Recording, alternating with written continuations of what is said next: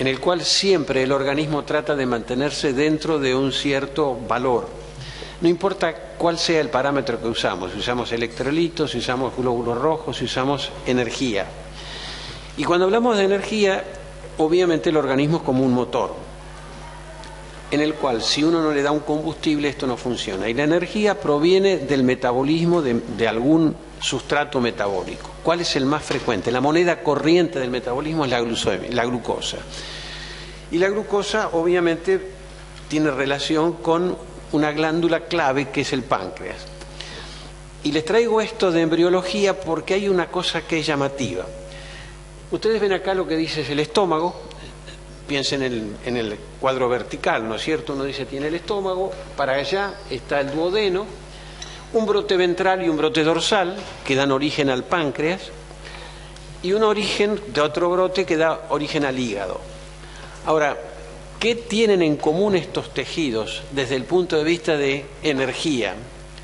En primer lugar, el aparato digestivo comienza el procesamiento de los alimentos a nivel del estómago, ¿verdad? Vienen los complejos, empieza a hacerse la digestión de los hidratos de carbono con la tialina que viene desde la saliva, o sea, desde la boca, pero actúa a nivel del estómago, pasa al duodeno, es donde se van a reabsorber los nutrientes. ¿Qué tiene que ver el páncreas? Bueno, en primer lugar el páncreas exocrino, que es el que tiene las enzimas para los hidratos de carbono, para las grasas y para las proteínas, y el hígado, de alguna manera, es un director de tránsito. ¿Por qué? Porque recibe de las mesentéricas todo lo que se absorbe a nivel de aparato digestivo y con la porta, vía esplénica, recibe la orden de lo que debe hacer con los sustratos. O los retiene a nivel del hígado. El gran depósito va a ser indudablemente glucógeno, si son las grasas serán los triglicéridos, y deja pasar a la circulación general algo. De manera tal que fíjense ustedes que desde este endodermo prácticamente manejo todo lo que va a ocurrir con el aparato digestivo y los sustratos. Ahora, ¿de dónde proviene del endodermo? ¿No es cierto? Hay un principio donde hay una célula progenitora común que va a dividirse en algún momento. Bien. En células. Perdón. Sí.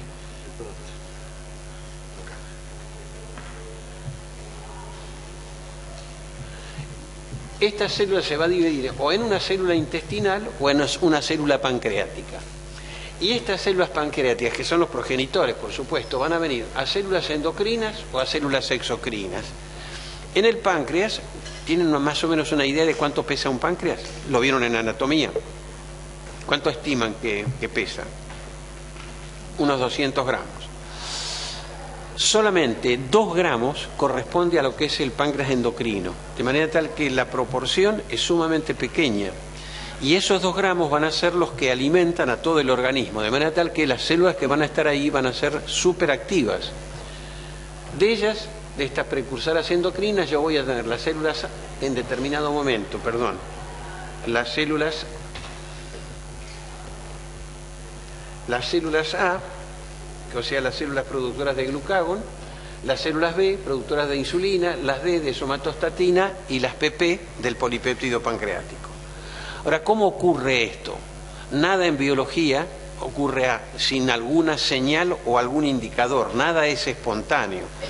De manera tal que en este juego nosotros teníamos las células endodérmicas, esas endodérmicas, según tengan este factor, que es un factor de transcripción presente, voy hacia células intestinales, y si está silenciado, voy hacia células pancreáticas. Desde el mesénquima, o sea, del mesodermo, tengo sustancias que actúan a este nivel, como la activina y el factor de crecimiento fibroblástico, que van a inducir estas acciones o estas actividades. Estas son hormonas, y estas hormonas no están pasando a la circulación general. O sea que el mecanismo de acción ya no es endocrino, porque endocrino es a distancia. Esto es paracrino, es en los tejidos que están alrededor. De manera tal que la concentración de la hormona está ocurriendo a nivel de célula a célula o en el intersticio, donde se va a diluir y va a pasar al sistema siguiente. En las células progenitoras pancreáticas yo voy a tener dos factores que son los que van a desencadenar, además a través de otras, la diferenciación hacia lo que son las células exocrinas del páncreas y las células endocrinas del páncreas. Y esto está determinado de alguna manera por otra hormona que viene de nuevo del mesodermo, y yo voy a tener por un lado lo que es la diferenciación y después la morfogénesis para que se forme la glándula. Nada de esto es casual, no pretendo que se acuerden todos estos factores, lo que sí, que sepan que esto ocurre siempre bajo un control, nada en el organismo es espontáneo. La otra función, las otras situaciones, nada en endocrinología es una creación. Yo no creo funciones con las hormonas, lo que hago es regularlas, hago que estén en más o en menos, pero no la produzco en sí. ¿Está claro?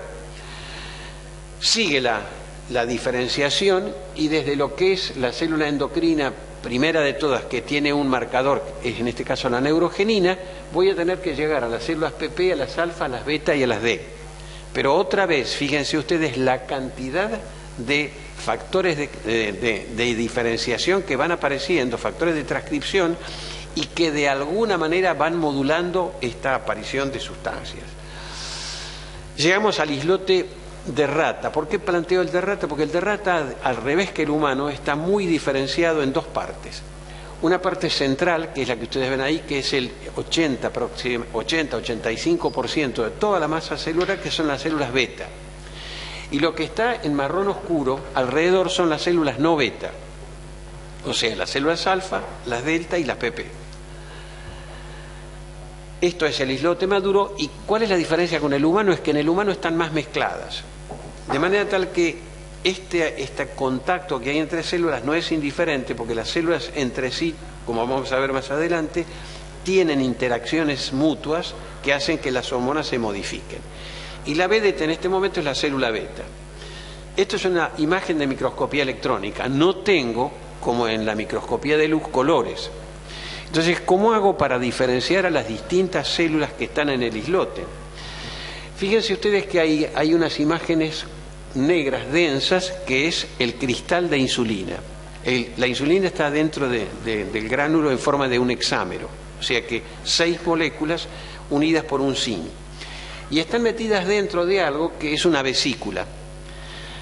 La característica que tiene la vesícula de células beta, que si ustedes la miran es como si le quedase un poco grande, hay un espacio entre lo que es la masa densa y la membrana. Esto es característico de una célula beta. El microscopista electrónico puede decir, esto es una célula beta por esa característica. ¿Qué hay en su interior? La insulina, pero la insulina no la fabrica como tal, sino como proinsulina. ¿Qué importancia tiene esta proinsulina? Si ustedes la miran, en oscuro están las dos cadenas de la insulina, la cadena A, la cadena B, y están unidas entre sí por puentes disulfuro. Y en la cadena B hay un puente intracatenario disulfuro. Ahora, es toda una molécula entera. ¿Por qué habrá hecho esto? Y esto fue la primera prohormona, la proinsulina, pero ahora se sabe que hay montones de hormonas que son todas fabricadas como prohormonas. ¿Cuál es la ventaja que habrá encontrado el organismo para fabricar una molécula muy grande en vez de hacer directamente la molécula? Bueno, durante muchos años se trató de sintetizar a la insulina a través de las cadenas A y B, sintetizarlas y unirlas por puentes disulfuro. Y el rendimiento era sumamente bajo. Entonces se empezó a pensar si no habría otro mecanismo para fabricarla. Y es este. La ventaja que tengo con la proinsulina, que es una molécula cerrada, es que los puentes disulfuro no están expuestos a la ruptura, a la oxidación. De manera tal que lo que tiene de ventaja fabricar esta molécula tan grande es que estoy protegiendo la degradación que no necesito hacer. ¿Necesito hacer una degradación? Sí. Romper allá, en aquel sitio y en este otro sitio, el puente que las une, que es el péptido C de péptido conector, pero realmente esta es la forma en que la fabrica. ¿Dónde? Bueno, ¿dónde se fabrican las proteínas? En las células. Otra vez, si los dejo que se me duerman, no. Los quiero despiertos. En el retículo endoplásmico. Bien, quiere decir que esa es la fábrica de todas las proteínas en general. Entonces empiezo la síntesis ¿de qué? De la proinsulina. Y la proinsulina, obviamente, va desde el retículo endoplásmico al Golgi. ¿Para qué? Para que el Golgi le fabrique un gránulo a su alrededor y aparecen ustedes, como pueden ver ahí, que entra la hormona acá adentro, la prohormona, la meto dentro de un gránulo y ese gránulo va caminando dentro del citoplasma hasta llegar a la membrana celular y hacer la exocitosis. ¿Qué ocurre en ese camino? Y en ese camino obviamente lo que tiene que ocurrir es el procesamiento de la proinsulina y la transformación en insulina. De manera tal que lo que tengo acá es un gránulo y tengo la proinsulina y la insulina. ¿Tengo las dos cosas? Sí, por supuesto. Cuando recién salga del Golgi, obviamente lo que está es 100% de proinsulina y se va a ir procesando. Para que se procese tengo enzimas, que son las que están aquí enumeradas, pero esas enzimas requieren de un determinado pH, como toda enzima actúa a nivel determinado pH. Ese pH es ácido. ¿Y cómo acidifico? A través de esto que es la bomba de protones que tengo allá arriba. De manera tal que el gránulo es activo, bombea protones y de esa manera acidifico el interior del gránulo. Y de esa manera llego al punto óptimo para la enzima y la enzima produce la ruptura y fabrica por un lado la insulina y por otro lado deja el péptido C. ¿Qué ocurriría si yo por alguna razón apuro el proceso de liberación del gránulo? ¿Qué es lo que ustedes piensan que va a aparecer en circulación? ¿Proinsulina o insulina? No hay. Una de dos, díganme alguna. Vuelvo a insistir, en el gránulo se produce el procesamiento, ¿sí? Si yo acelero el proceso y hago que el gránulo se libere rápidamente, ¿qué es lo que va a aparecer en circulación? ¿Proinsulina o insulina? Proinsulina, ¿sí? ¿Por qué? Porque no le di tiempo a que se procese. ¿Sirve para algo conocer esto? Es decir, todo lo que ustedes aprenden en fisiología tiene como función que ustedes puedan hacer un diagnóstico, una interpretación fisiopatológica y una terapia acorde con ese mecanismo de acción. Entonces esto es uno de los elementos que sirve para diagnosticar, por ejemplo, un insulinoma, o sea, un tumor productor de insulina. La velocidad con que libera es tan grande que no alcanza a procesar. Entonces cuando uno va a la circulación, en vez de encontrar insulina, encuentra gran cantidad de proinsulina. Eso es un elemento diagnóstico de insulinoma, ¿sí? De manera tal que el principio de la fisiología es la base, es el andador que ustedes tienen para interpretar los procesos patológicos. De manera tal que esto sería lo que estaría ocurriendo ahí. Pero además, la insulina es una molécula realmente pequeña y aparece ahí una cosa que dice beta-granina. ¿Les hace acordar de algo esta beta-granina, ese nombre? Médula adrenal. ¿Qué había en la médula adrenal? Adrenalina, sí. Pero había, cuando ustedes miran en histología a la glándula adrenal, ¿cómo la llamaban? Sí, pero ¿de qué color la veían? Memoria, el Alzheimer precoz es terrible, ¿no? Entonces lo veían como un color anaranjado, era la cromogranina. O sea, la cromogranina es una molécula inespecífica grande que sirve de sustrato o de ancla para pequeñas moléculas. ¿Cuál es la ventaja? Cuando la tengo pegada ahí, protejo que sea atacada por los lisosomas, de manera tal que es una manera de anclar pequeñas proteínas. En la célula beta existe una granina y como está en la beta, la llamamos beta-granina. Ahora, la beta-granina por procesamiento va a dar origen a esa otra sustancia que está ahí arriba que se llama pancreastatina, que es otra hormona que fabrica la célula beta y que sirve como mecanismo de retroalimentación para de alguna manera inhibir la liberación excesiva. Es uno de los tantos controles que tiene el organismo. Pero además tiene otra cosa. Fíjense que en la membrana ahí aparece algo que se llama miosina. ¿Esa proteína en qué tejido la vieron? En el músculo, ¿verdad? Bien, ¿y para qué servía? Para la contracción, ¿pero por qué? ¿Ustedes leyeron El Principito? El libro de los porqués. Bueno, fisiología es El Principito. Así que siempre que hay un proceso, esperen la pregunta de por qué. ¿Por qué yo tenía el complejo actomiosina? ¿Qué capacidad adquiría ese complejo desde el punto de vista enzimático? Actuaba sobre la ATP, o sea, era una ATPasa. ¿Y la ATPasa qué hace? Libera energía.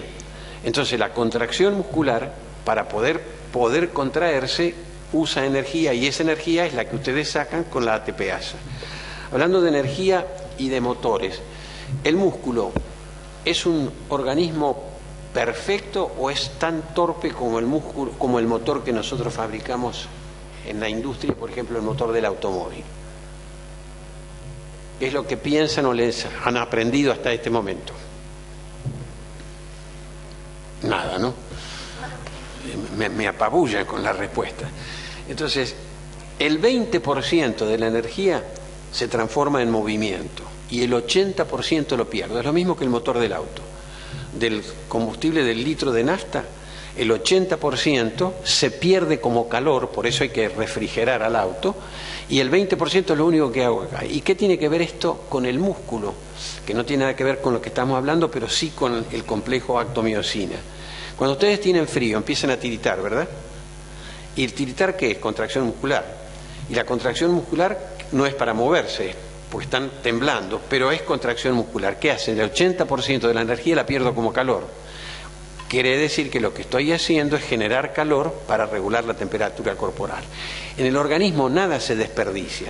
Entonces yo tengo un 20% de utilización, pero el 80% lo uso para regular la temperatura corporal.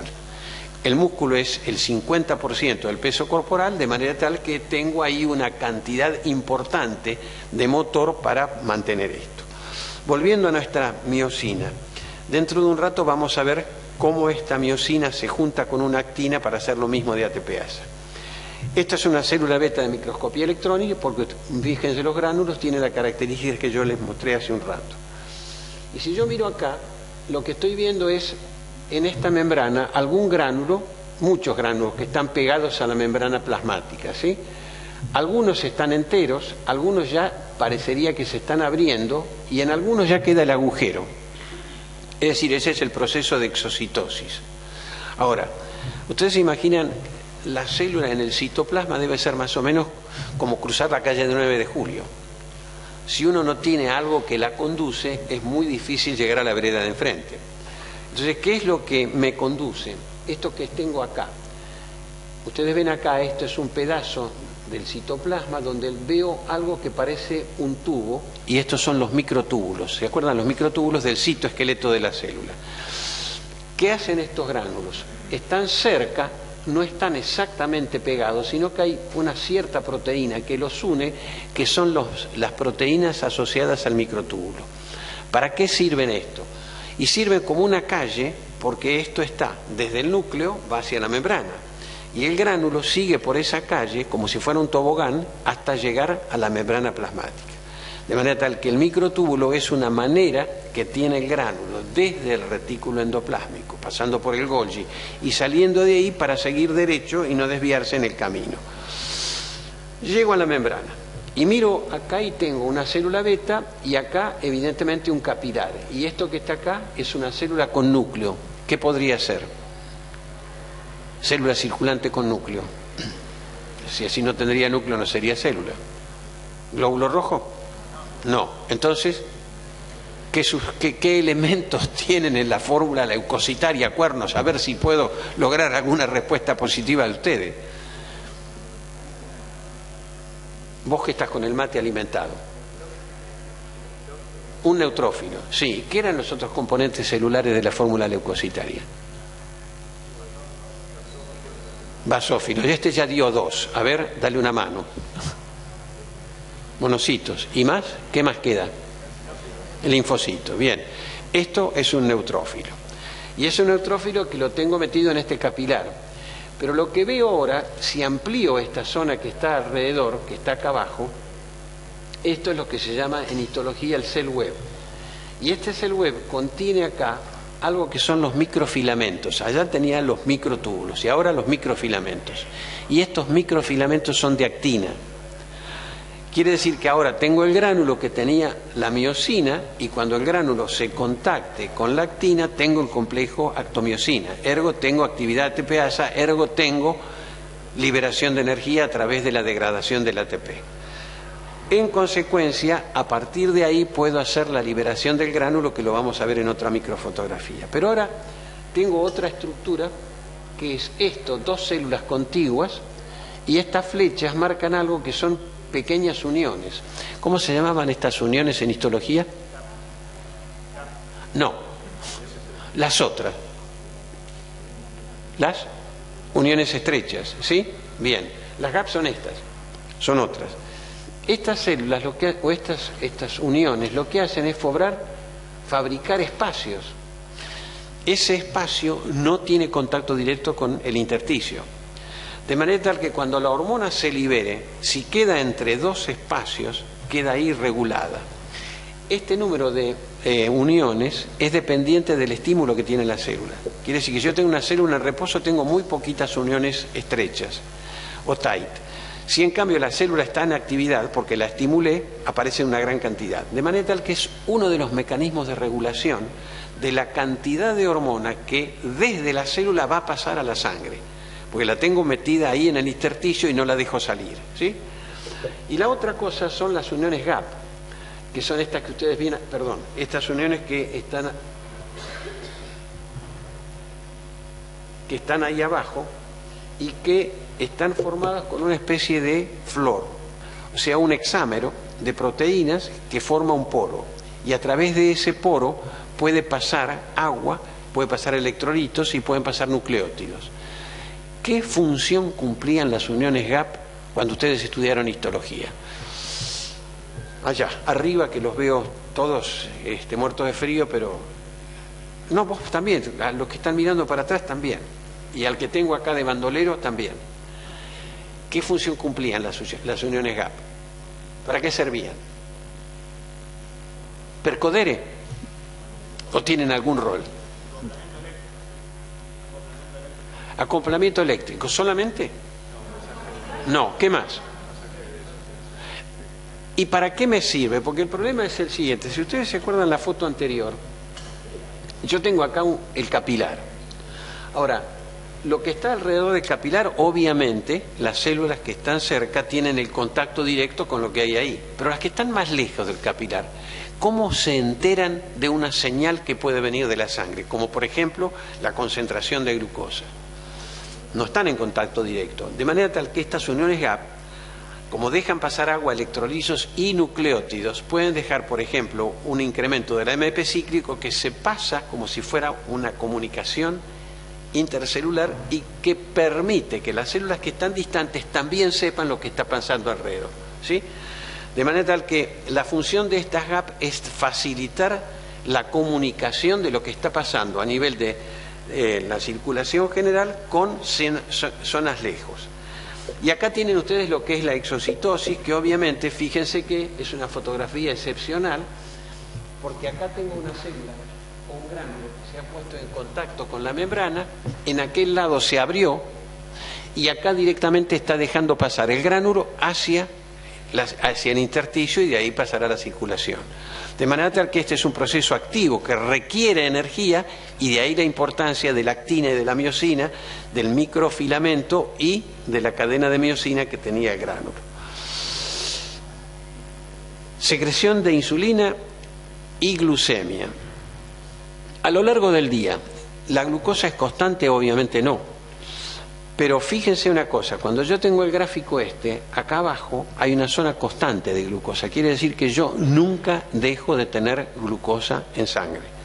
Dijimos que había un tejido que era glucosa dependiente 100% y era el cerebro, ese que a veces, de vez en cuando, lo usan. De manera tal que esa es la primera situación, y cuando miro arriba, que es la insulina, fíjense que el gráfico parece que estuviera calcado uno sobre el otro, ¿no es cierto? Hay un acoplamiento muy claro que todo lo que pasa abajo está pasando arriba. Y en los dos casos tengo también una insulinemia basal, que durante la comida va a aumentar. ¿Qué importancia tiene desde el punto de vista médico esto? Quiere decir que cuando yo tenga una persona que ha perdido la capacidad de liberar insulina y yo le tengo que dar insulina de afuera, le tengo que hacer por lo menos una caricatura de esto. Tengo que darle una cierta insulina que la tenga constante a lo largo de todo el día y cada vez que come le tengo que subir la insulinemia para que pueda otra vez volver a los niveles normales. Esto es lo que ocurre espontáneamente y esto es lo que uno ve de acuerdo a las 4 comidas diarias o las 3 comidas de acuerdo a lo que veamos. ¿Respetamos esto normalmente de las comidas diarias? No. Lo cual significa 2 cosas. Este es uno de los problemas. La primera cosa de alguien que quiere mantener su peso dentro de límites normales es hacer las 4 comidas diarias. No pasar grandes periodos de hambruna, porque obviamente va a venir y se va a comer todo lo que encuentre en el camino, sin control. De manera tal que la primera lucha contra la obesidad es hacer regularmente las comidas.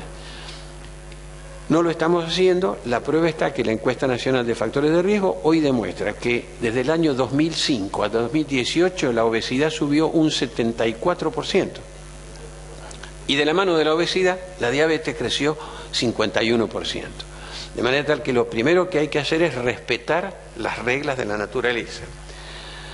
¿Cómo logramos ese acoplamiento tan perfecto? Esta es una célula beta idealizada, en la cual lo primero que vemos acá es que cuando la glucosa plasmática, que es la glucosa que está en el intersticio, ¿verdad?, tiene que entrar hacia la célula. Dijimos que no puede entrar espontáneamente porque es soluble en agua, la membrana plasmática es una capa bilipídica, tiene que haber algo que la transporte, que es el GLUT2. El GLUT es una familia, ¿se acuerdan que distintos tejidos tienen distintos GLUT?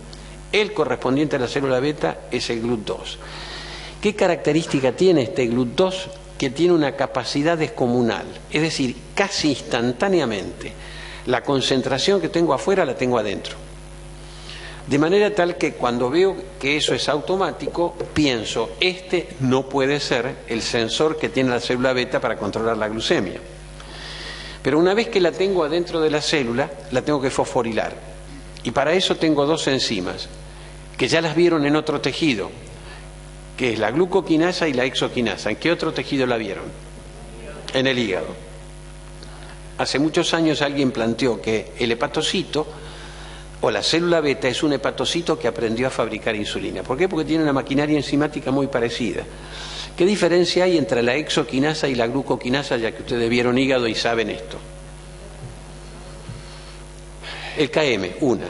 O sea, la afinidad. ¿Cuál tiene más afinidad? ¿La exo o la gluco? La exoquinasa. Quiere decir que en condiciones de ayuna, ¿cuál será la enzima que fosforila? La exoquinasa, no queda duda. Bien. Mientras que cuando venga la oleada de glucosa, la que va a funcionar es la glucoquinasa. Ahora, la glucoquinasa no tiene gran afinidad, pero tiene una enorme diferencia con la exo. ¿La exo tiene una capacidad muy grande o baja? Baja. ¿Por qué? ¿Cuál es su problema? Bioquímica ya probaron esta parte, metabolismo hidrato de carbono. Voy a hablar con ellos. Glucosa 6-fosfato, ¿qué hace? Es el primer producto de la fosforilación, ¿verdad? ¿Y qué hace? La inhibe. Quiere decir que es autolimitante, o sea, su capacidad es muy baja. Por eso en ayunas anda bien, porque tengo todo el tiempo del mundo, fosforilo con muy pequeñas cantidades y eso me funciona para regular la secreción de insulina. Cuando viene el apuro, tengo que ir a la gluco. Y una vez que la fosforilo la tengo que meter dentro de la mitocondria. Entra solamente la glucosa, no, entran todos los sustratos metabólicos, o sea, los ácidos grasos libres y los aminoácidos. En la cadena transportadora, mi terminal es la generación de ATP. Con lo cual, la relación ATP-ADP está desbalanceada hacia el lado del ATP. En consecuencia, eso me produce un bloqueo del canal de potasio. El potasio normalmente está entrando y saliendo libremente. Si cierro el canal de potasio, despolarizo la membrana. Si despolarizo la membrana, los canales dependientes de voltaje, como el calcio, se abren y entra calcio dentro del citoplasma. Ese calcio, en la clase anterior yo dije que se unía a algo. ¿A qué? a la calmodulina y ese complejo calcio-calmodulina pone en marcha el proceso de exocitosis, de manera tal que lo que hace es liberar la cantidad de insulina proporcional a la cantidad de glucosa que fosforilé, ¿sí? O sea que es un mecanismo de una precisión enorme. Cuando ustedes tienen una diabetes, el grave problema, si tienen una diabetes tipo 1, que no tiene más que darle insulina de afuera, este juego lo tienen que hacer entre ustedes, médicos, y el paciente. Evidentemente no tenemos la misma eficacia, porque cuando uno ve lo que pasa con los diabéticos tipo 1 o los tipo 2 con insulina, solamente el 30% de los pacientes están en meta de hemoglobina, que es un indicador de qué grado de control tengo. Pero ahora que uno ve todo este proceso, se da cuenta que es realmente complejo. Ahora, ¿cómo funciona esta precisión? Esto es una curva de concentración de glucosa en abscisas y en ordenadas la respuesta de secreción de insulina. Y en general, esta curva es muy parecida a la de la disociación de la hemoglobina, de la oxihemoglobina, ¿o no? ¿Sí? Y en general todos estos procesos son iguales. Al principio hay cierta inercia, una vez que sobrepaso esa inercia viene una lineal y después llega al máximo. Esto es lo que está pasando con la liberación de insulina en función de la concentración de glucosa. ¿Por qué? Ahora, si yo mido lo que está pasando dentro de la célula beta, y en este caso estoy midiendo síntesis de insulina, veo que detrás de la secreción de insulina hay un proceso de síntesis. ¿Por qué? Y porque obviamente si la estoy gastando tengo que estar reponiéndola. Y el proceso está acoplado, pero fíjense que cronológicamente primero vino la secreción y luego vino la síntesis. Ahora, antes que empiece la secreción, tengo dos procesos, que es si estoy midiendo oxidación de glucosa o glucosa 6-fosfato, que es el proceso inmediato de la fosforilación. Y ustedes ven que primero está la fosforilación y después la secreción de insulina. Ergo, no hay secreción de insulina si yo no tengo metabolización de la glucosa que se le ofrece a la célula beta. ¿Claro? Esto es el canal de potasio. Este canal de potasio tiene, cualquier canal para cualquier ion, tiene dos o tres propiedades. Una es un tubo. Tiene un tamaño determinado que es para cada catión o para cada ion. O sea que nadie se equivoca de camino. El canal de potasio es el de potasio y no para otro. En segundo lugar, tiene una capacidad máxima, es decir, no pueden ir de a 400. Es decir, sean prolijos los muchachos y se ponen en columna y van entrando. Y tengo además una apertura y un cierre. El canal puede estar abierto o cerrado. Ahora, esa apertura y cierre, en el caso particular del canal de potasio en la célula beta, tiene al lado esa subunidad que se llama SUR. Y se llama SUR por sulfonilureas, porque las sulfonilureas son unas drogas que se utilizan para el tratamiento de la diabetes tipo 2, es decir, de aquellos pacientes que tienen todavía páncreas, pero que no responden a la concentración de glucosa, y que lo que hacen es saltearse toda la etapa previa. Habíamos dicho que el canal de potasio se cerraba como consecuencia del aumento del ATP, que era de la metabolización de la glucosa. En este caso me salteo esa etapa y directamente hago que entre, se bloquee el pasaje de potasio, se despolarice y libere la secreción de insulina. Ustedes que son tipos rápidos y pensantes, o por lo menos tienen prestigio de... Si yo tengo una molécula que se saltea el proceso de metabolismo, como la sulfonilurea, y libero insulina, ¿cuál será el riesgo que tengo cuando meto esta sulfonilurea para que libere insulina? De a uno. Ustedes prefieren estar sentados escuchando, pero a mí me aburre mucho. Entonces yo, para mantenerme vivo, les tengo que preguntar. Y si ocurre eso, que se libera más de lo necesario, que me puede ocurrir. Este ya se ganó el día, ahora ayúdenlo, no le dejen que se muera solo. Cobardes. ¿Qué hace la insulina? ¿Baja la glucosa?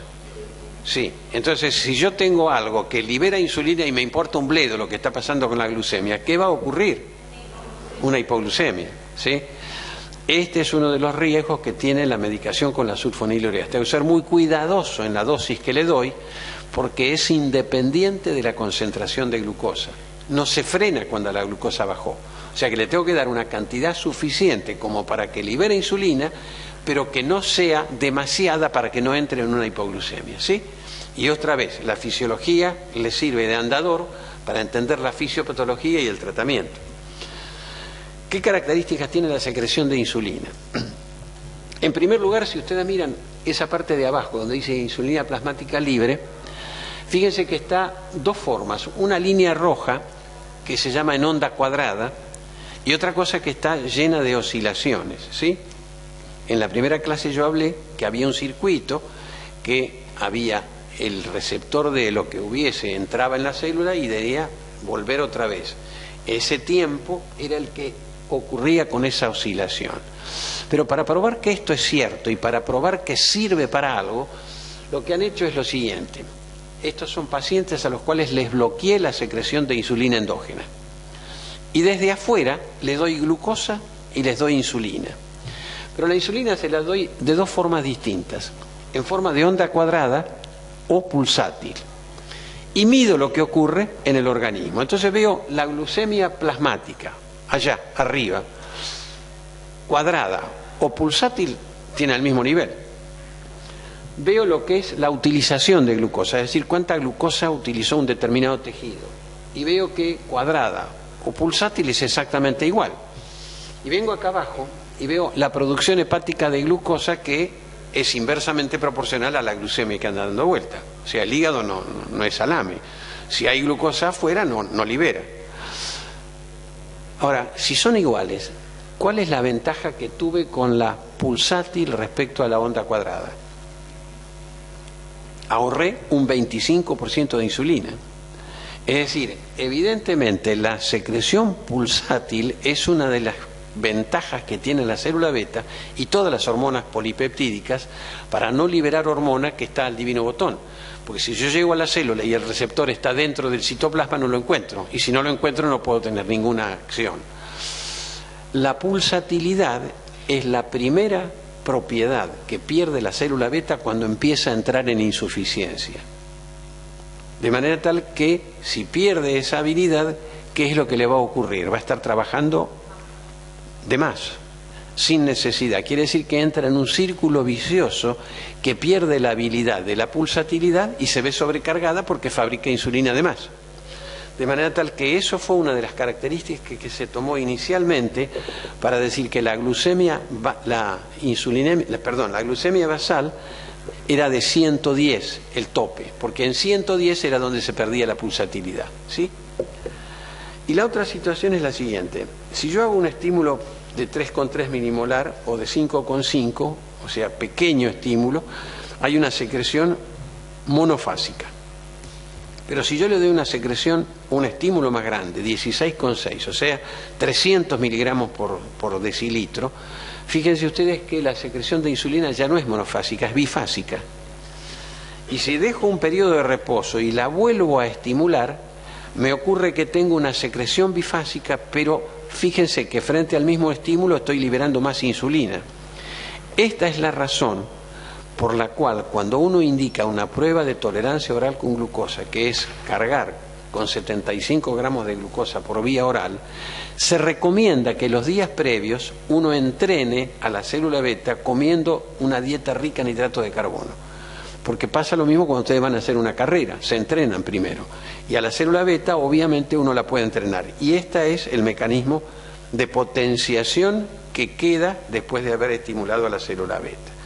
Ahora, ¿tiene alguna ventaja esta secreción bifásica? Bueno, esto es lo que ocurre, por ejemplo, cuando yo hago otra vez, bloqueo la secreción endógena y le doy glucosa a la persona.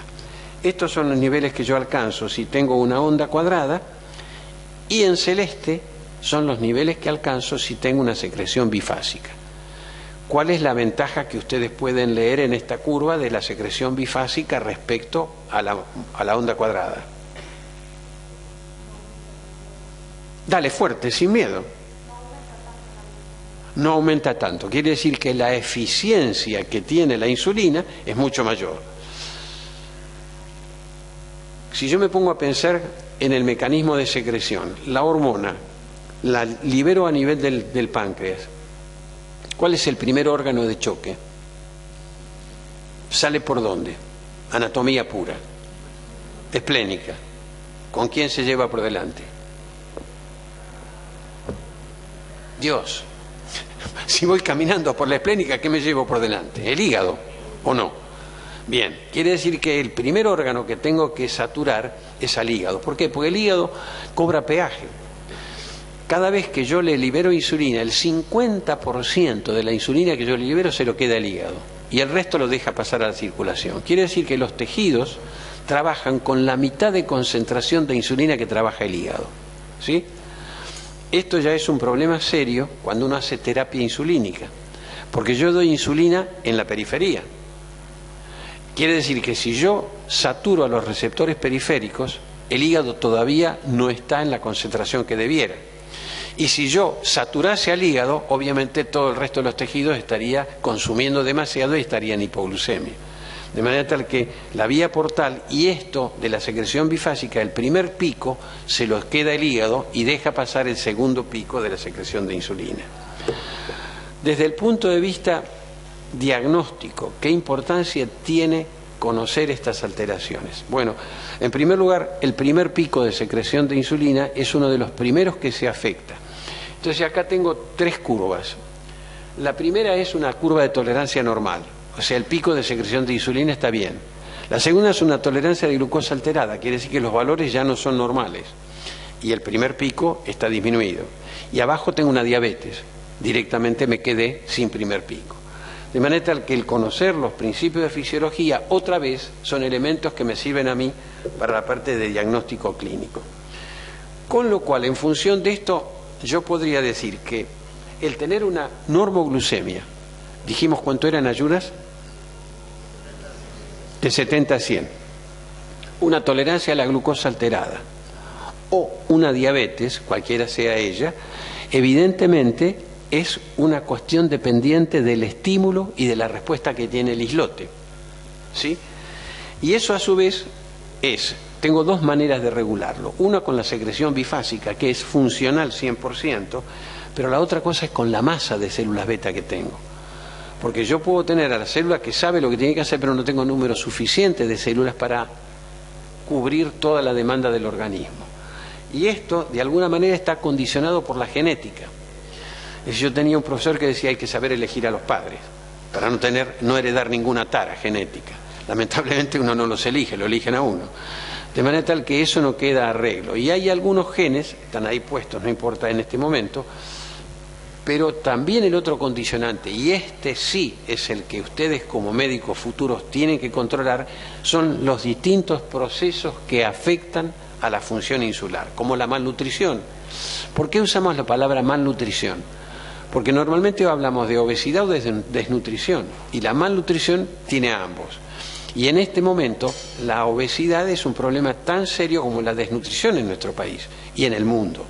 De manera tal que evidentemente la malnutrición es uno de los condicionantes. El otro es el sedentarismo, o sea, la no práctica de actividad física. La otra es el estrés. El estrés más frecuente es el celular, como el que vos tenés, por ejemplo, en este momento. ¿Ves? Te estresás porque yo te voy a retar porque estás usando el celular en vez de atender. ¿Viste que puedo verte? Entonces, el estrés es uno de los problemas serios de la sociedad moderna, que es un proceso normal el estrés. Sí, es el mecanismo de defensa que tiene uno frente a la agresión. Ahora, cuando se hace crónico, deja de ser funcional y pasa a ser patológico. La otra es la insulinoresistencia. La insulinoresistencia, ¿qué es? Es una menor respuesta de los tejidos a la hormona, lo que yo les contaba en la primera clase de la inflación. La otra es el proceso inflamatorio que está dando vuelta. La otra es la glucolipotoxicidad, es decir, la circulación excesiva de glucosa o de alguna de las fracciones lipídicas. La otra es el estrés oxidativo y los otros son los AGE, que son la glicosilación no enzimática, los productos finales. Todos estos elementos están condicionando a la función de la célula beta y son los que ustedes pueden actuar sobre ellos y prevenir para evitar el fracaso de las células beta. Ahora, ¿hay otros moduladores endógenos?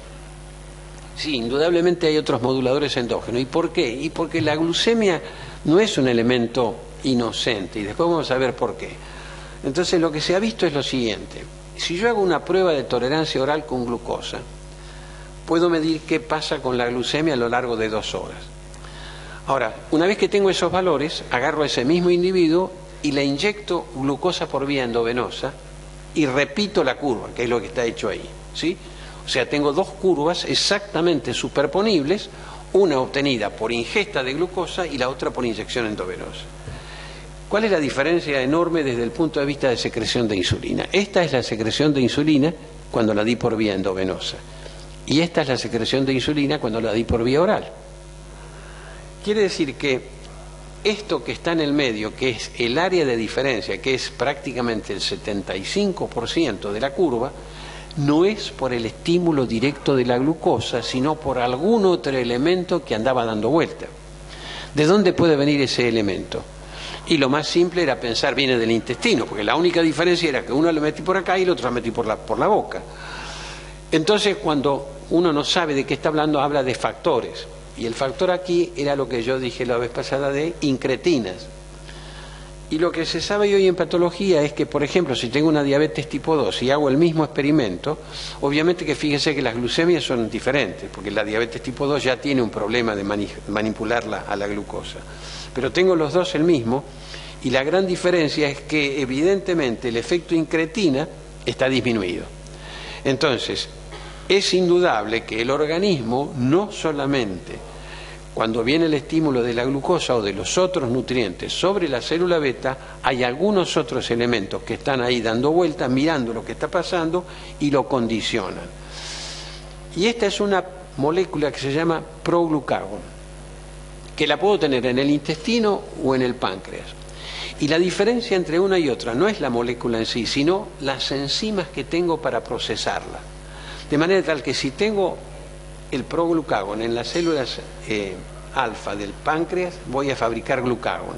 Pero si las tengo en el intestino, tengo por ejemplo la glicentina, la oxintomodulina, el GLP-1 y el GLP-2. Es decir, son factores que son liberadores y son las famosas incretinas que estábamos viendo cuando vimos la potenciación del efecto sobre la secreción de insulina. Entonces, la oxintomodulina que estaba ahí escrita era un producto de 37 aminoácidos que está producido por las células L intestinales, que son inhibidores de la secreción de las células oxínticas del estómago, o sea que no solamente tienen efecto a nivel endocrino, sino también digestivo. Están condicionando lo que va a ocurrir con el procesamiento de los nutrientes. Aumenta en el postprandio, significa que tienen que ver algo con la ingesta. Inhiben el apetito y la secreción de insulina.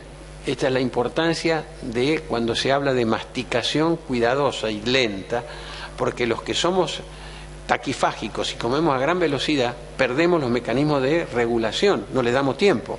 Nos llenamos el estómago, lo expandimos y ya cuando llegamos ya me morfé todo. Lamentablemente perdí uno de los controles. Esta es una de las enzimas o de las hormonas que anda ahí. La colecitoquinina es la otra. La colecitoquinina la tenemos habitualmente metida con la función ¿de quién? De la vesícula biliar. ¿Y la vesícula biliar qué hace? Libera bili. ¿Que la fabrica quién? ¿Quién? El hígado. ¿Y qué función cumple la vesícula ahí? La almacena. ¿Y nada más? Y la concentra. Quiere decir que en unidad de volumen tiene mucha más actividad. ¿Sí? Bien. ¿Y para qué sirve la bilis? O sea, es el detergente que tengo, ¿no es cierto? Y con eso, ¿qué función me está facilitando? La absorción, la digestión. ¿Y por qué? ¿Cómo?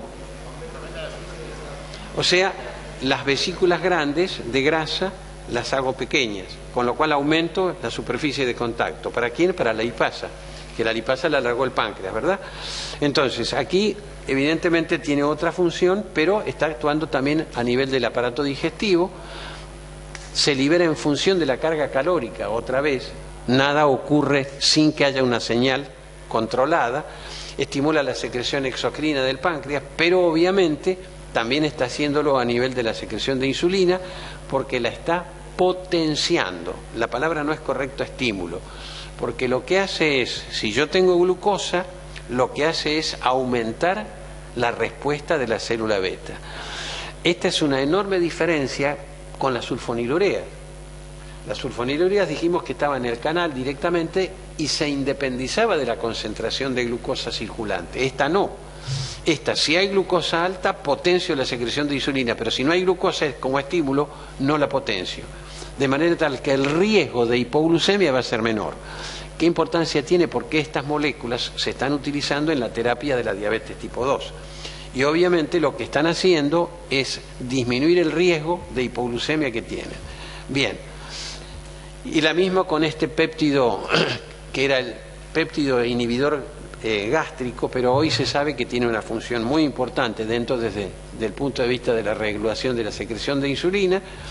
Como ven ustedes, aquí tiene una serie de funciones, pero en definitiva lo que uno tiene que tener en claro es que se están liberando cada vez que yo como algo, y lo que están haciendo es modular la respuesta de la secreción de insulina, que ahora no solamente recibe el estímulo del nutriente, sino de esta hormona que condiciona su respuesta. Un ejemplo de lo que estaría ocurriendo, por ejemplo, con el GLP-1 es que yo hago la ingestión a nivel del aparato digestivo. A medida que voy digeriendo a los nutrientes y los voy absorbiendo, simultáneamente estoy liberando el GLP-1, que por un lado actúa directamente a nivel del cerebro y me inhibe el apetito. En segundo lugar, va al islote y está potenciando la secreción de insulina, pero me inhibe la secreción de glucagón, con lo cual estoy estimulando lo que baja la glucosa e inhibiendo lo que sube la glucosa. En el hígado lo que está haciendo es inhibir la gluconeogénesis, que era la producción de glucosa a partir de sustancias que no eran hidratos de carbono, ¿sí? Y de alguna manera baja la provisión gratuita de insulina, de glucosa, con lo cual, por un mecanismo de aumento de la secreción de insulina y menor liberación hepática de glucosa, estoy bajando la concentración de glucosa en sangre. Y a esto le sumo que cierro al píloro, con lo cual no dejo que pasen más nutrientes hacia el intestino, con lo cual hago el conjunto de elementos que bajan la glucemia, ¿sí? Volvíamos a esto y dijimos que esto era un mecanismo muy controlado. Ahora, ¿cuánta glucosa hay en circulación? Esto no está expresado en concentración de glucosa, sino en cantidad de glucosa que anda dando vuelta. O sea que lo que tengo en cuenta es la volemia, que ¿cuánto era la volemia? Si yo peso 70 kilos, ¿cuánto tengo de volemia más o menos? No escuché. Mi sordera me impide que cuando ustedes hablan para adentro lo pueda oír. ¿Cuánto es del peso corporal la volemia? ¿Tengo alguna relación? No te escucho. 7%, o sea, 70 kilos. Si no se hicieron trampa en la escuela, 49, sería 4 litros con 900, 5 litros, ¿sí? Bien, entonces, en condiciones basales tengo 5 gramos de glucosa dando vuelta. Y subo a 13 gramos cuando estoy en el postprandio. Esta es la cantidad de glucosa que hay en circulación. Esto no lo van a encontrar en el libro, así que vale la pena que tomen nota de esto. ¿De dónde proviene esta glucosa? Bueno, el 38% viene de lo que ustedes comen. Hay un 31% que viene de dos cosas, de la glucogenólisis hepática y de la gluconeogénesis. ¿Por qué está metida la gluconeogénesis en la provisión hepática de glucosa? ¿Es un proceso inmediato?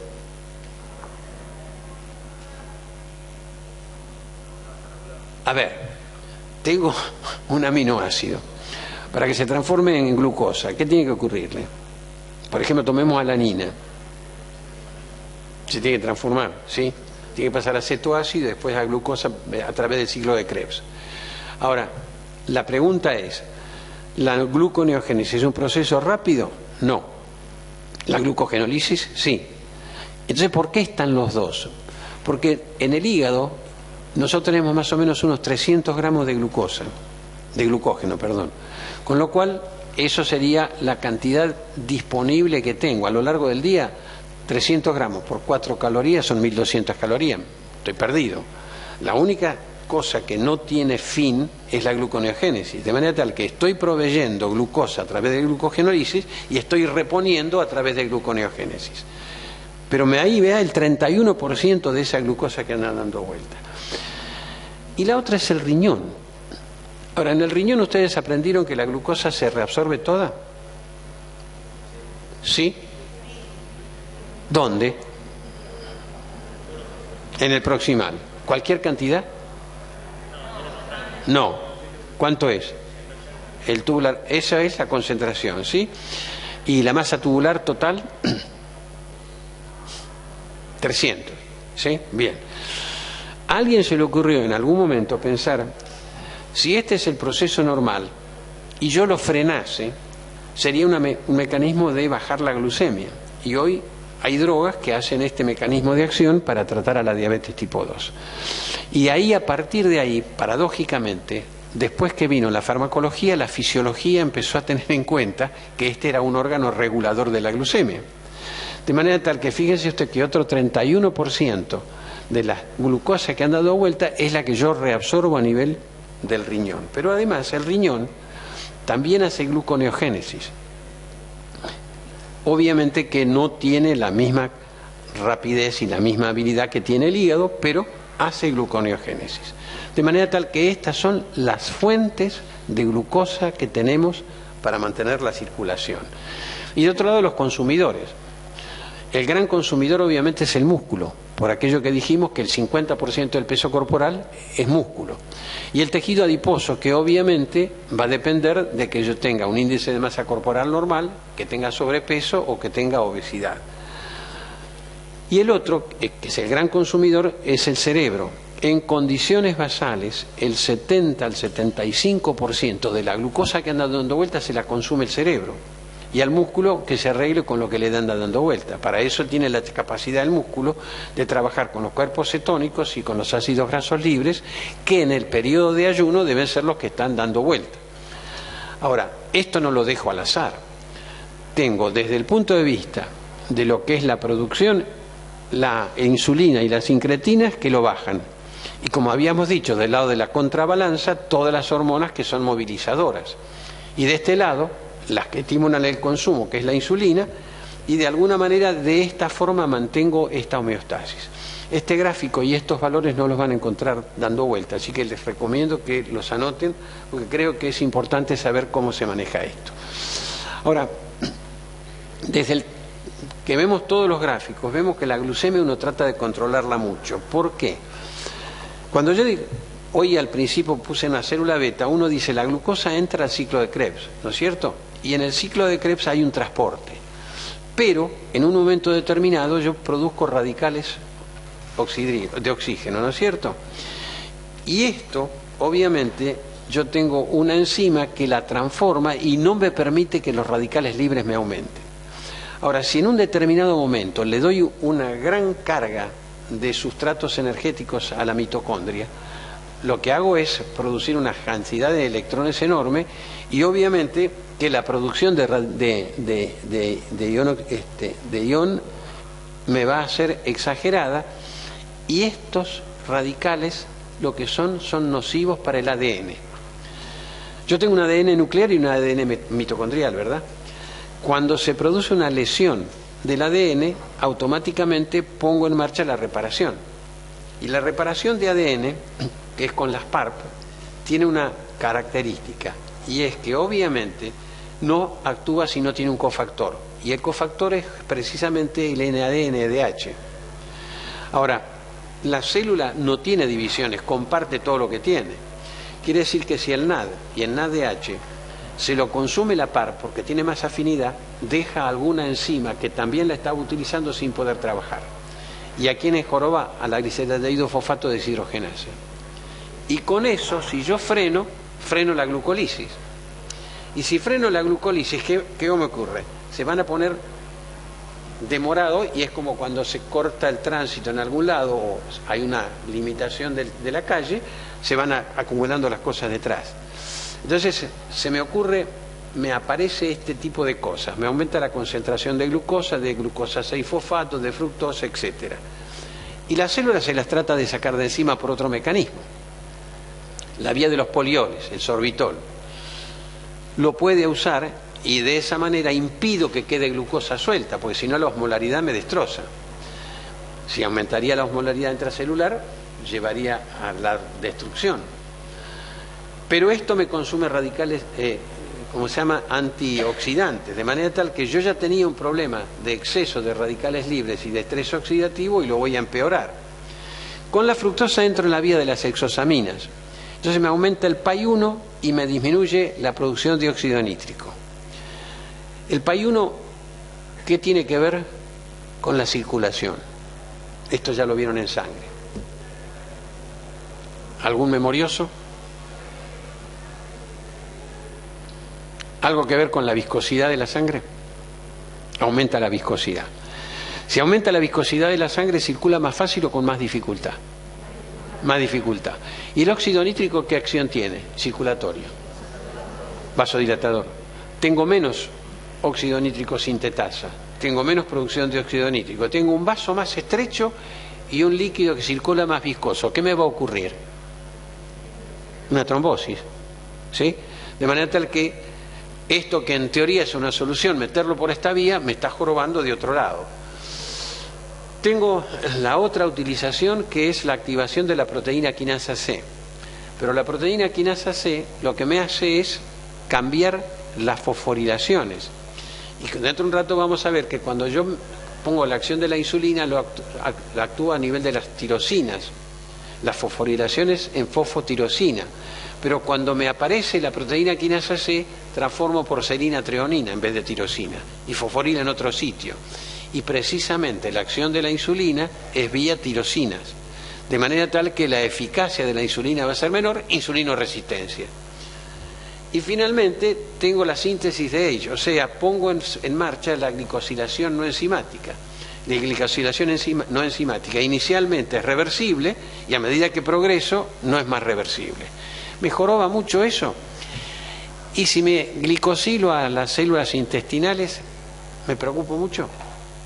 ¿Cada cuánto renuevo las células intestinales? No renuevan. ¿Cada cuánto? Cada 3 días renovamos todo el intestino, todas las células intestinales. No me preocupa porque las rompo, pero las repongo rápido. ¿Y las neuronas? Y esas son para todo el viaje. De manera tal que los age, lo que me preocupa es cuando están metidos en el sistema nervioso central. De manera tal que esta es una de las razones por las cuales tengo tanto cuidado de mantener la homeostasis de la glucosa dentro de límites normales. Mecanismo de acción de la insulina. Bueno, la insulina la tengo en circulación, ya vimos cómo se liberaba y de alguna manera estoy llegando a los tejidos. Entonces yo acá tengo un esquema en el cual ustedes pueden ver acá lo que ya habíamos mostrado en la primera clase, que hay una parte del receptor que tiene 1, 2, 3, 4 cadenas unidas por puentes disulfuro. ¿A qué les hace acordar esta estructura? Ya lo vieron esto. En inmunidad, ¿sí? Y entonces este tetrámero, ¿a qué es parecido? A una inmunoglobulina, la estructura, ¿no es cierto? 2 cadenas ligeras, 2 pesadas. El receptor tiene la misma estructura, o sea, cuando aprende que algo le anda bien, el organismo lo repite en distintos tejidos. Entonces yo tengo acá el receptor, que en las cadenas alfa lo que hace es unir el dímero a la insulina, y una vez que se une, lo que hace es activar y adquirir actividad de ATPasa y fosforila residuos tirosina, ¿sí?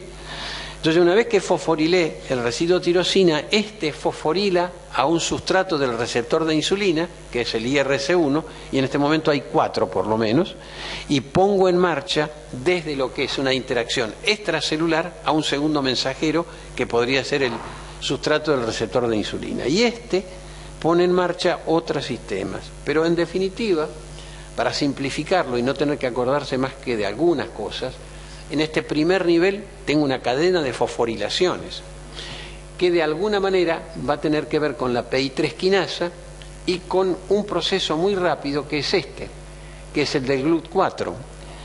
teníamos GLUT2 en el islote, GLUT4, por ejemplo, en el músculo. Y ese GLUT4 lo tengo metido dentro del citoplasma. Pero cuando viene esta activación, lo que hago es llevarlo hacia la membrana y eso me permite incorporar glucosa al interior de la célula. De manera tal que esa es la primera etapa de la acción de la insulina. La segunda es al contrario, en este segundo nivel hay una serie de desfosforilaciones. Y el producto final son todos esos procesos que están ahí abajo, que están de izquierda a derecha en función de la velocidad. O sea, el primer efecto de la insulina va a ser la exposición del GLUT4 en la membrana y la entrada de glucosa en la célula. Ergo, el primer efecto que quiero medir para ver efecto de la insulina, si tengo medida de glucosa en sangre, es la glucemia. Esto va a ser lo primero. La síntesis de proteína le va a llevar más tiempo, porque obviamente tengo que, como dijimos cuando hablábamos de glucocorticoides, uno tiene que meterse en el núcleo y hacer toda la cadena de la síntesis de proteínas. Con los lípidos pasa lo mismo, y si tengo en última instancia, hablo de crecimiento.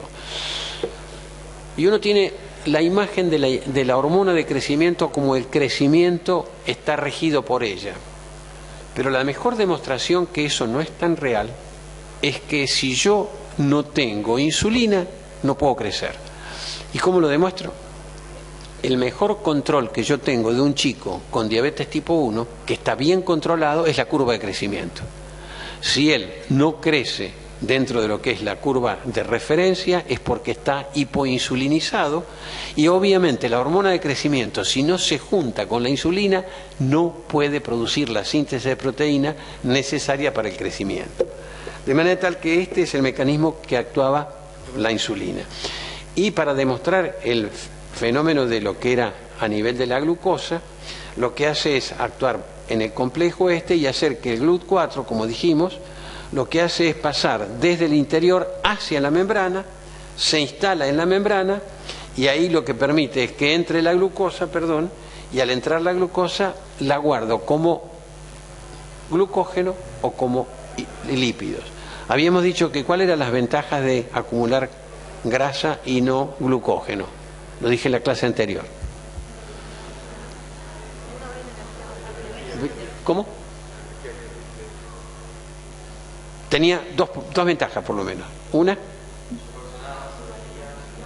no es hidrófila, o sea, no retiene agua, la guarda en poco espacio. Y la segunda, ahorro en pesos o en dólares, ¿no?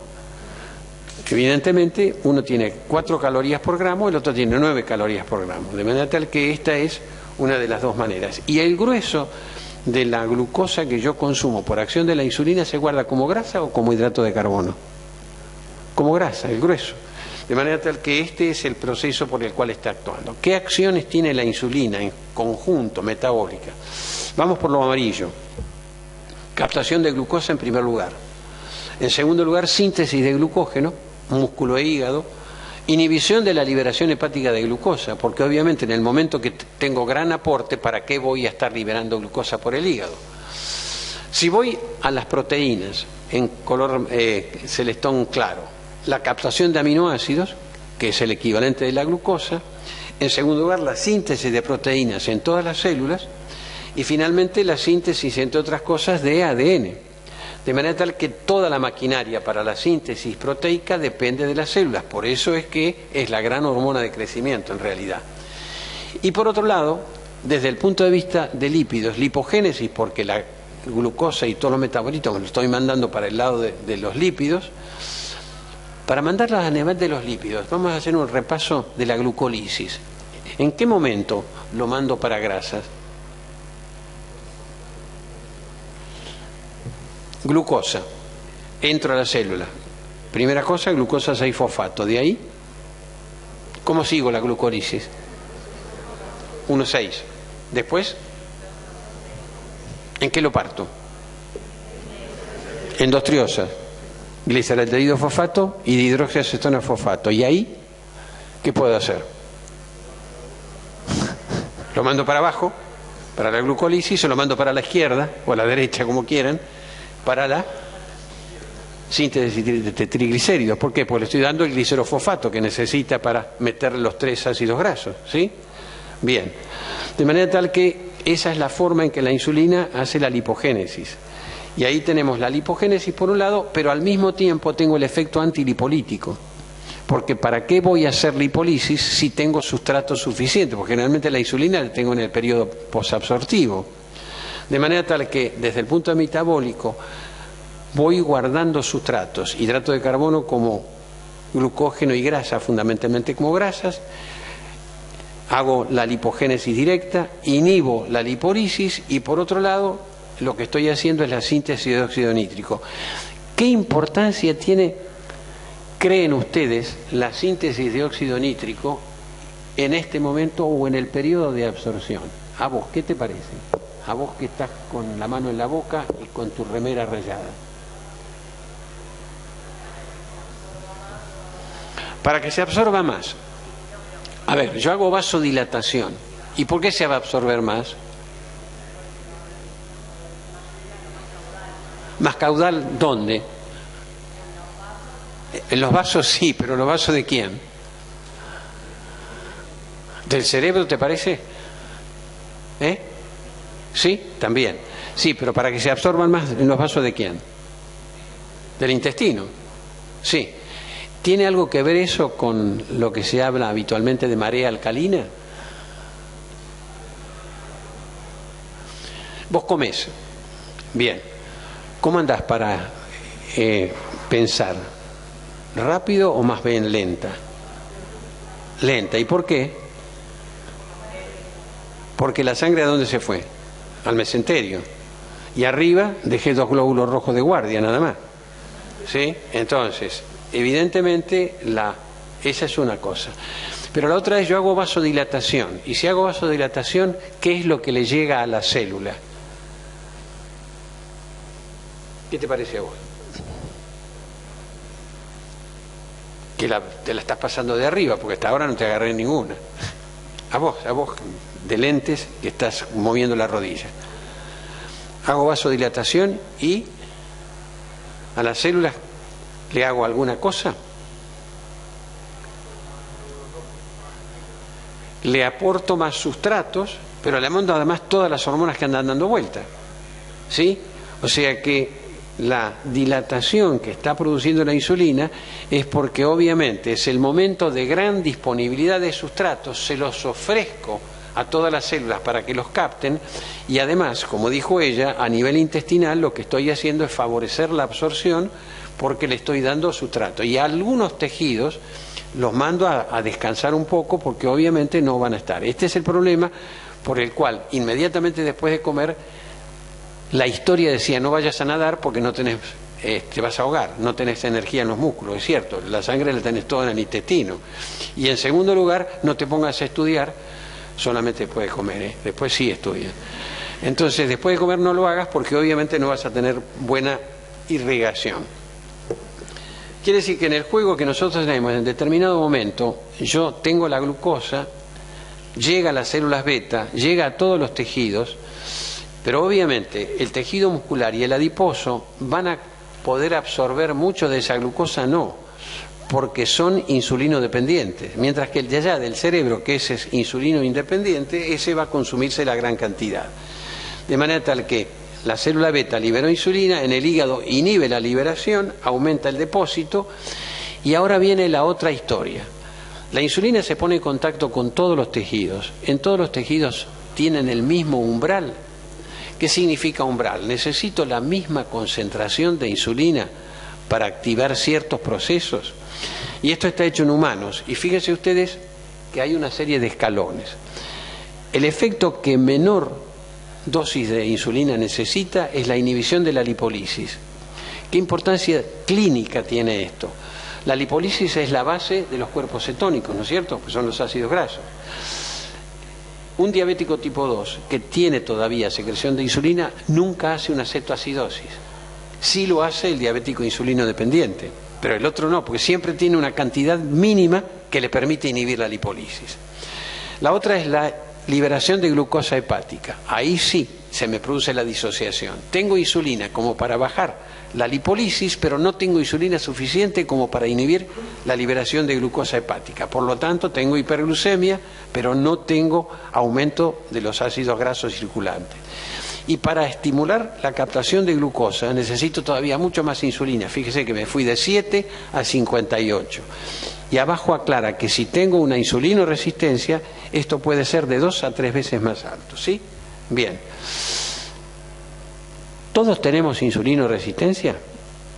La respuesta es sí. Y esto es curvas hechas en personas normales. Entonces lo que tengo abajo es el indicador de sensibilidad a la insulina. Y lo que tengo en ordenadas es concentración de insulina. Entonces fíjense una cosa, si yo tengo una sensibilidad muy grande, cuando me voy allá, tengo muy poquita insulina circulante. Pero si soy un tipo que tiene baja sensibilidad, obviamente tengo más insulina circulante. ¿El de allá arriba y el de acá abajo son normales? Los dos son normales. En la medida en que yo maneje la concentración de glucosa, no tengo ninguna dificultad. Pero esto es un elemento importante a tener en cuenta desde el punto de vista médico. Pienso que una persona tiene un problema de cantidad de insulina. ¿Tiene sentido medir la cantidad de insulina en circulación solamente? No me sirve de nada, porque puedo haber sido un tipo que está allá arriba o acá abajo y los dos son normales.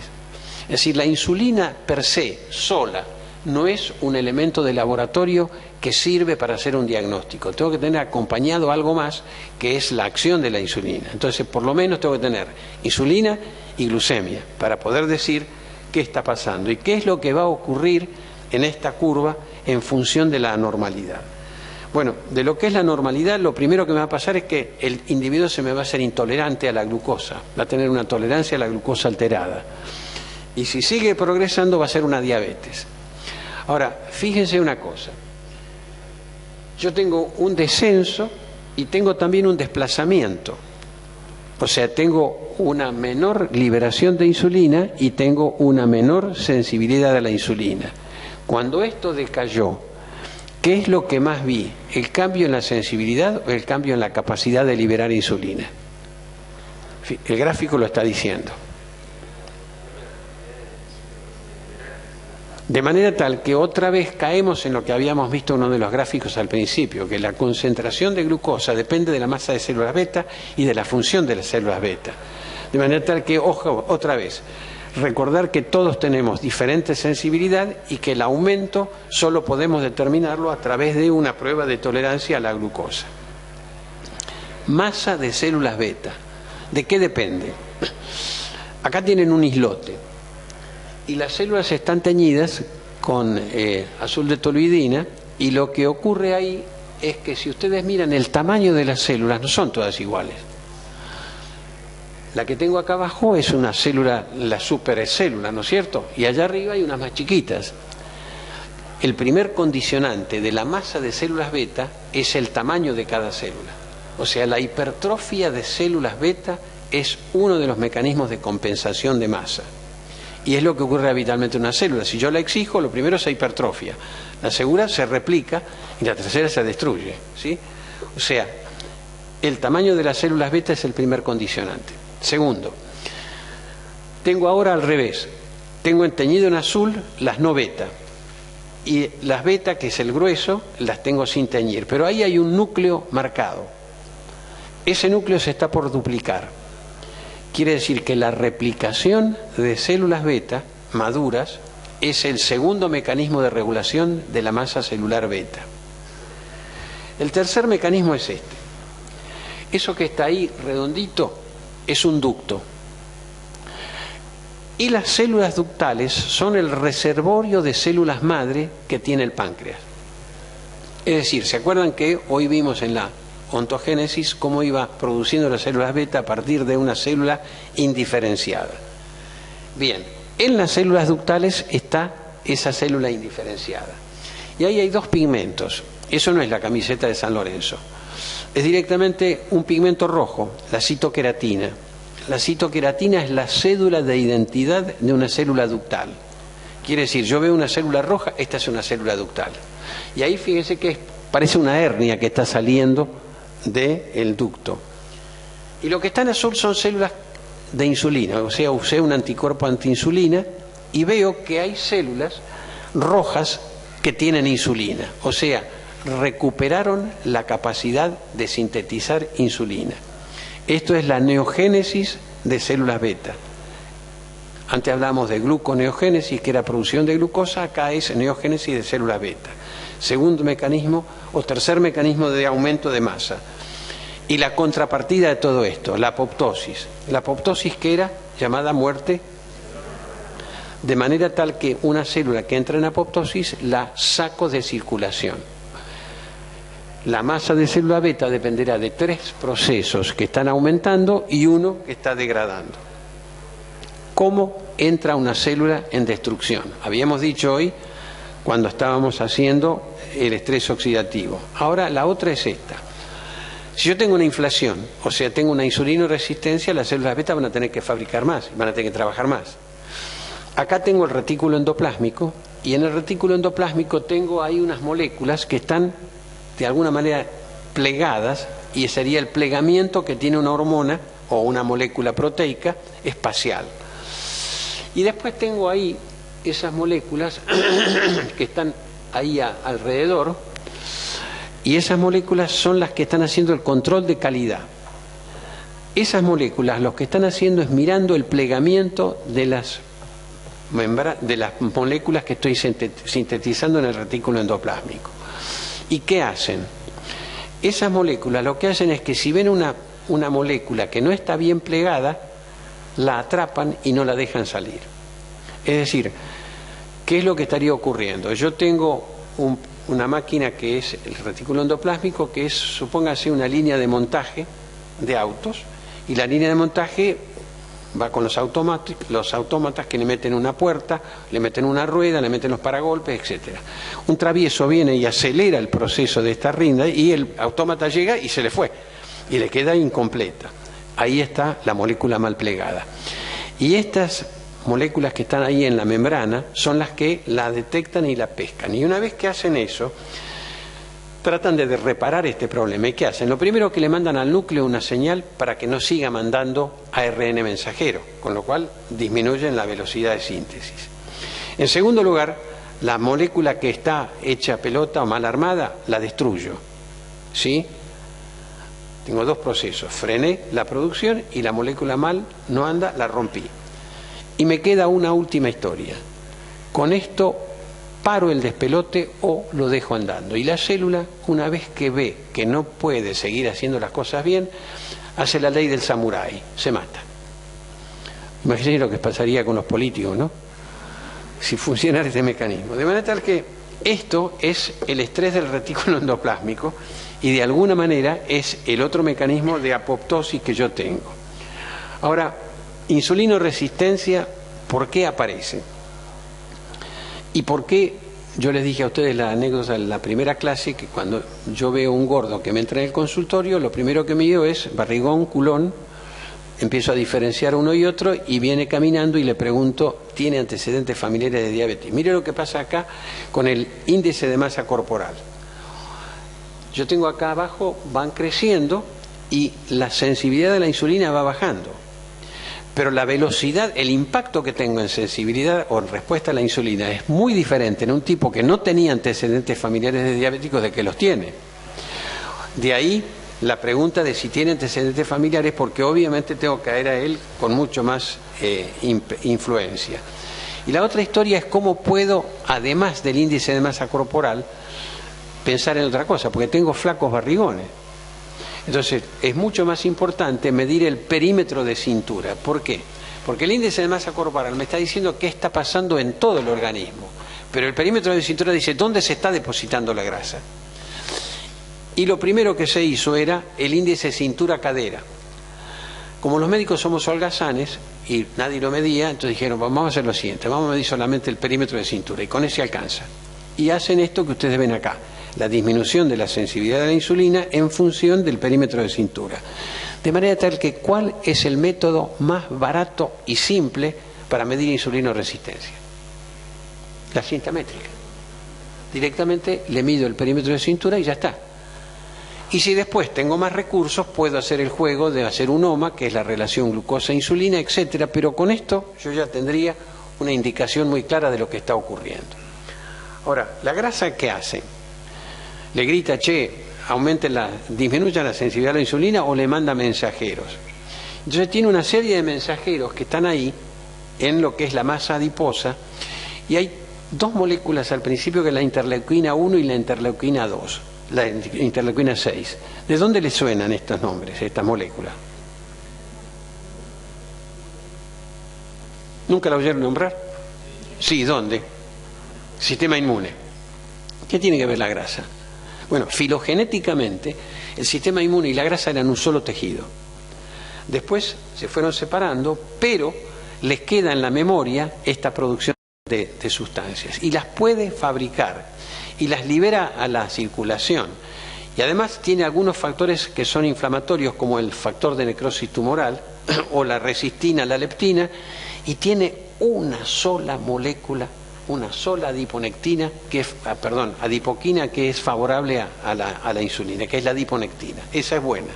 O sea, es, digamos, del mismo efecto que la insulina. Y obviamente generan insulinoresistencia, ¿dónde? En todos los tejidos que andan dando vuelta. En el tejido adiposo en primer lugar, en el hígado y en el músculo. Ahora, la leptina, ¿ustedes qué es esa leptina? Bueno, 146 aminoácidos, está metida ahí, producida en el tejido adiposo, pero también en otros tejidos. Importante es la placenta ahí. ¿Por qué la placenta? Porque la placenta no es, si los varones nunca la vamos a tener, pero de alguna manera va a aparecer en algún momento de la evolución de la mujer, y en el embarazo le va a aparecer ahí. ¿Y tiene importancia la insulinoresistencia en el embarazo? Sí, claro, porque la mujer tiene que alimentarse ella y alimentar al feto, y no tiene más que una sola producción. Entonces, si no disminuye la sensibilidad a la insulina, se consume toda la glucosa, y para poder mandarle algo al feto, lo que hace es disminuir la respuesta de sus propios tejidos, y después distribuye lo que tiene. Le da toda la glucosa al chico, no le da la mitad. El chico recibe, si yo tengo 100 miligramos por ciento en la madre, el chico está recibiendo 50, pero por lo menos está funcionando, y obviamente ahí la cosa arregla. Todo este mecanismo es el que me hace pensar que las mujeres sean el sexo débil es una mentira que le mintió Eva a Adán. Pero si uno estudia la fisiología del embarazo y dice, las mujeres meten todo este despelote hormonal y endocrino, y después lo dan vuelta, porque después del parto todo tiene que volver atrás, y siguen adelante. Eso explica por qué cuando uno va a una confitería y ve una mesa llena de mujeres grandes, esas todas despacharon al candidato hace rato, y ellas son las supervivientes. Nosotros de fuerte no tenemos nada. De manera tal que esa es una de las funciones de la insulinoresistencia fisiológica. Bueno, y está actuando en todos estos tejidos, y de alguna manera están produciendo la insulinoresistencia, y la resistina es todavía peor, esa ya específicamente se dedica nada más que a eso, y la adiponectina es la buena, la que tiene una serie de acciones similares a la insulina. ¿Y por qué son similares a la insulina? Porque cuando vemos el mecanismo de acción de la adiponectina, si ustedes ven acá, ahí tienen al IRC1 y tienen a la AMP quinasa, y ustedes ven que las dos cascadas tienen una vía común. De manera tal que la adiponectina a nivel del hepatocito está haciendo lo mismo que la insulina, es la que está ayudándola. Y a nivel del músculo le ocurre lo mismo.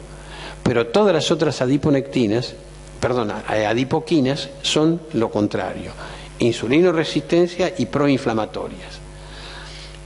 Y cuando uno está pensando en el organismo entero, ahora tendríamos que tener una integración de este tipo cuando estamos hablando de regulación de la homeostasis. Es decir, evidentemente estamos entrando por distintos sitios y actuando desde lo que es el tejido adiposo, el hígado, el páncreas, el intestino, el músculo y el sistema nervioso, y todos estos elementos tienen en común lo que decíamos al principio, las hormonas, que son las que están interconectando y mandando señales de un lado y de otro, no generando funciones, sino regulando la intensidad, o la aumento o la disminuyo, pero no genero una función per se. Y con esto paramos.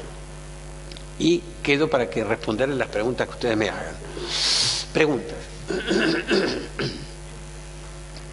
¿Dónde nos quedamos? ¿En cuál de los procesos?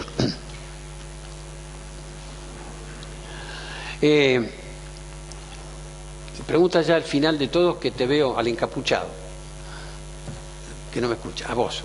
Sí, sí, a alguno le tengo que preguntar, así que vos tenías la capucha que era más fácil de identificarte. ¿Por qué dijimos que la insulina es una hormona de crecimiento?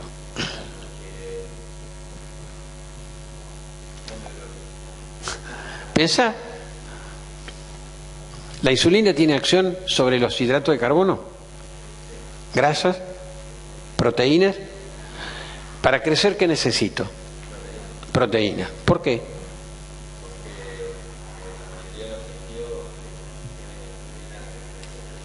Bien.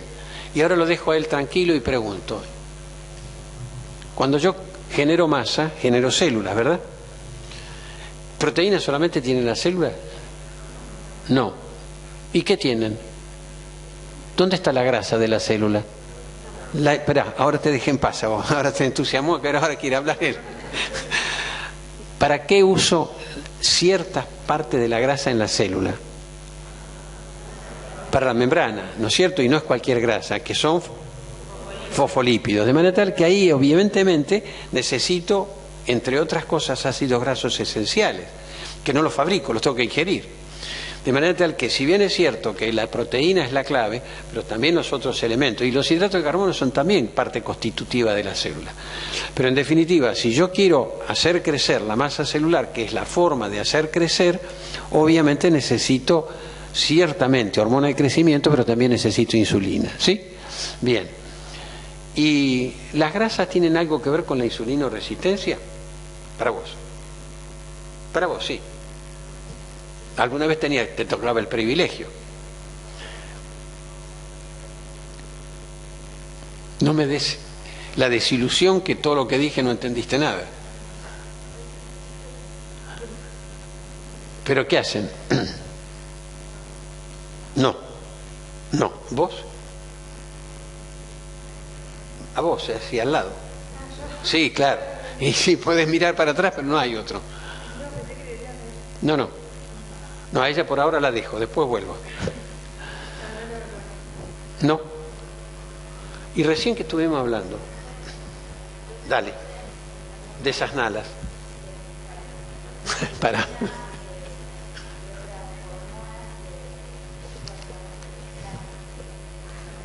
Pero el tejido adiposo, ¿qué fabricaba? ¿Qué sustancias?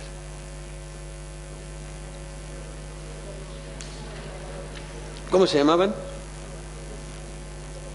Una, sí, pero en conjunto, para hacerla más redonda, más fácil, así puedo seguir preguntándole a otro. Adipoquinas, ¿sí? Bien. ¿Y la apoptosis de células beta? ¿Para vos? ¿Sí? No, el que está detrás. Para vos, sí.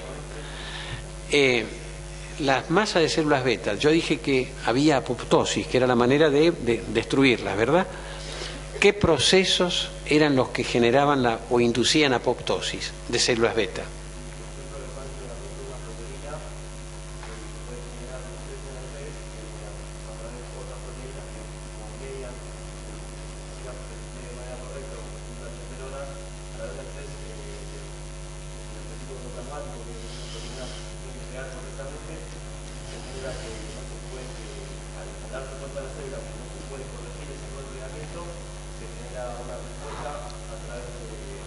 Y ese proceso en conjunto se llama ¿cómo? Estrés del retículo endoplásmico. ¿Sí? Bien, perfecto. Y él usó una palabra que yo no utilicé, así que lo había estudiado, que eran chaperonas. Las proteínas esas que estaban en la membrana son las chaperonas. ¿Qué eran las chaperonas?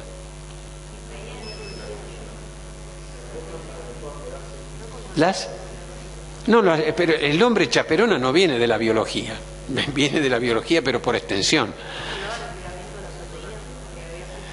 No, la palabra chaperona, ¿para quién venía? De la sociedad venía, sí. ¿Acompañaba de quién? Exacto, en realidad a las chicas, ¿sí? Para proteger que no dieran el mal paso. Bien, y entonces acá pasa más o menos lo mismo. La chaperona lo que está haciendo es controlando lo que anda pasando ahí dando vuelta. Bien, ¿y procesos de aumento de masa de células beta para vos? Sí. ¿Cómo aumento la masa de células beta?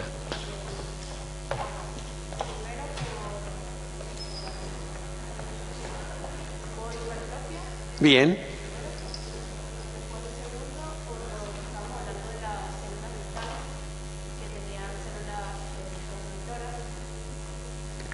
Eso es neogénesis.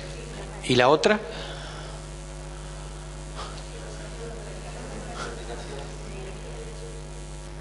Replicación celular. Bien, magnífico. Y desde el punto de vista de secreción de insulina, ¿qué características tiene la secreción de la hormona? ¿Cómo es la secreción? Dos propiedades, decime, de la secreción de insulina. A vos, ¿eh? Sí, sí. Pulsatilidad. Bien, ¿eso para qué le sirve?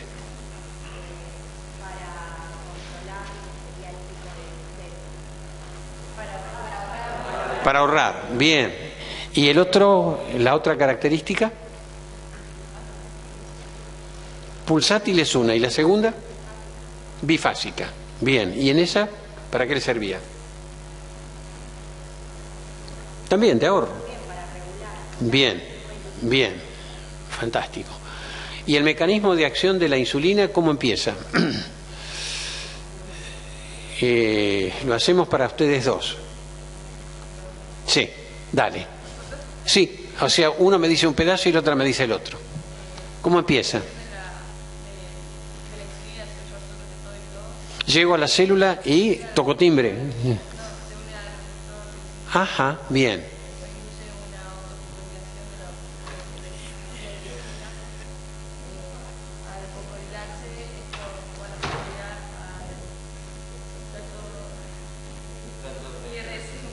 Bien, ¿y el efecto más rápido cuál era?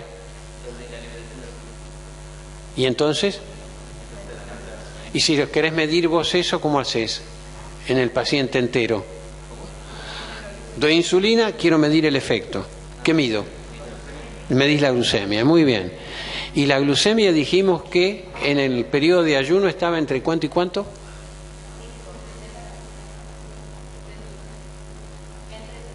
Entre 70 y 100. ¿70 por qué? Lo dijimos en la primera clase.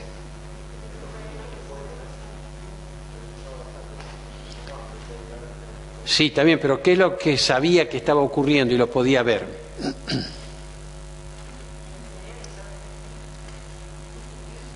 ¿Cómo? Baja la glucemia. ¿Qué se pone en marcha? Se pone en marcha el estrés, ¿sí? Que dijimos que era un mecanismo de defensa. Bueno, este es uno de las situaciones en las cuales. Entonces, ¿qué se pone en marcha? ¿Cómo te defendés de la hipoglucemia? ¿Qué liberas? Glucagón, catecolamina, glucocorticoides. De manera que todas esas hormonas las pones en marcha para socorrer y sacarte de encima la hipoglucemia. Es el mecanismo del estrés, que cuando se hace crónico pasa a ser patológico. Bien, ¿alguna duda más? Bueno, seguiremos en la próxima entonces.